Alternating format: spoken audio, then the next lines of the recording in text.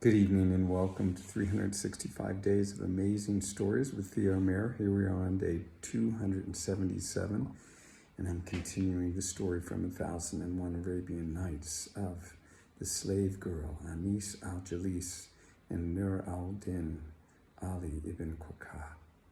Now you might remember that they were in the Palace of Statues, which belonged to Harun al-Rashid. They'd been let in there by the caretaker, Sheikh Ibrahim, who told them that the palace belonged to him and the gardens belonged to him as well. And so now here they are, feasting and carousing in that palace.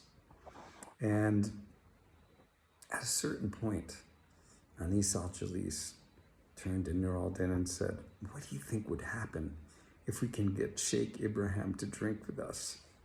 And Nur al-Din said, "Well, you're never going to make that happen. He has forsworn alcohol." She said, "Watch and see what we do."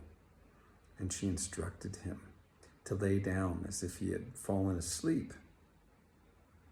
Once they had called him over to sit with them, Nur al-Din had pleaded Sheikh Ibrahim to come over and sit with them and to share his company, which he agreed to do. And he could see that, well, Anis al-Jalis and Nur al-Din both had flushed faces and their hair was disheveled. And so he thought, there's no harm in this. I can at least sit with them. And so he did. And then Nur al-Din had a glass of wine and he pretended to fall asleep over on a couch, and Anis al-Jalis complained about this and then poured a glass of wine for Sheikh Ibrahim and finally, with pleading words, got him to drink with her.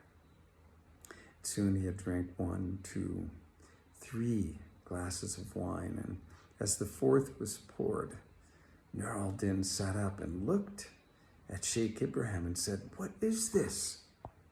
You have forsworn wine. What are you doing?" And then Ibrahim said, "Well, it's not my fault." And Nur al-Din simply began to laugh. And they all laughed. And then they all got to drinking again and carousing, enjoying each other's company. When Anis al-Jalis decided to light a candle, and Sheikh Ibrahim was, "That's fine, but just light one." But she didn't stop with one. She lit all the candles in the hall. And then Nur al-Din stood up and he wanted to bring down one of the candelabras and light all the candles on that. Sheikh Ibrahim said, "Well, fine, just light one though." But Nur al-Din went to all of them in the Palace of Statues and lit them all. Anis al-Jalis opened all the windows, the breeze coming in through them, the fragrance of the flowers. And the 3 of them could not have felt more close to heaven at that moment than anything. Well, it just so happened that the Caliph, as I mentioned in the last telling, was up in one of his palaces and was out on one of the verandas looking out at the Tigris River. He happened to turn his head just enough to catch the glow coming from the Palace of Statues, which was quite a ways away. And he saw this and got quite upset. Now Jafar was standing there and his main guard, Monsieur, and he turned to Jafar and he said, "You dog of a vizier, has Baghdad been given away without my knowing it?" And Jafar said, "These are harsh words." And the Caliph said, "Not harsh enough. Mind you, how is it that Baghdad has been given away? For if I were not seeing what I was seeing, I would not think this, but seeing what I see, I think that Baghdad has been given away." "What is it that you are seeing?" said Jafar. Well, the palace of statues is completely lit up. How can it be? Said Jafar. Are you sure? I'm looking at it from here, said the Caliph. Come, look. So Jafar went and he looked and he saw that indeed the palace of the statues was completely lit up. He said, I have no idea what it could be, but wanting to cover for Sheikh Ibrahim, he said, oh, now that I remember, I think I know what it is. Oh, what is it? You must tell me, Harun al-Rashid said. I think it was last Friday that Abraham came to me and he asked me if he wanted to get his son circumcised while both of us were alive. And, well, he asked if he could do it. I see, said the Caliph. Well, I thought you had only erred one time, but now I see that you have erred twice. How is that? Said Jafar. Well, you've erred first by not informing me. And you've erred a second time by not understanding what Ibrahim was even asking for.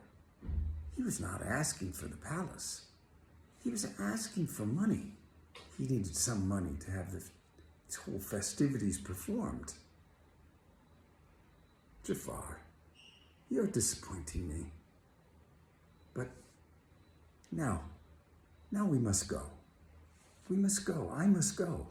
I must go and be, well, take part in these festivities. I must.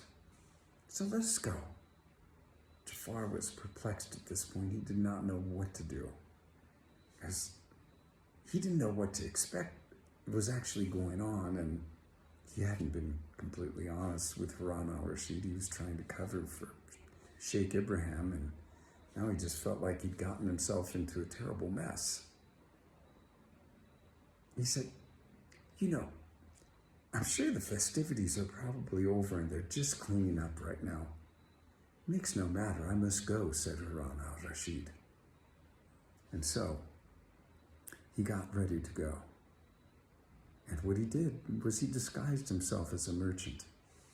And he had Jafar as well disguise himself in Monsieur, his main guard. And the three of them, once disguised, made their way down through the streets of Baghdad to the alleyway that led to the garden. And when they got to the alleyway, they could see that the gate was still open. Harun al-Rashid was surprised. Oh my gosh, he said. Sheikh Ibrahim, he's not behaving as he normally does. Look, the gate is wide open. He must have been distracted by the festivities, said Jafar. At this, we will leave the story, find out what happens next when they cross that threshold into the garden. Okay, thanks for joining. Have a good rest of your day or evening, whatever it may be.